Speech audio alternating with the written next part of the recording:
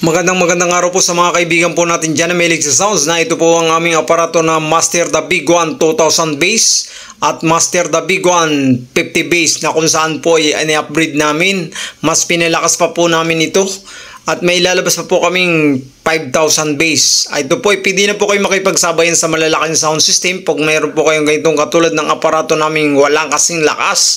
At sa mga kaibigan pa po natin dyan na may mga sound system, subukan po ninyo ito. Talaga naman pong masisiyan po kayo sa taglay na lakas ng inyong mga sound system. Babaguhin po nito ang taglay na lakas ng inyong sound system. Mas papalakasin po times 5 at times 10 ang lakas na ng inyong sound system pag mayroon po kayong ganitong aparato namin na Master The Big One.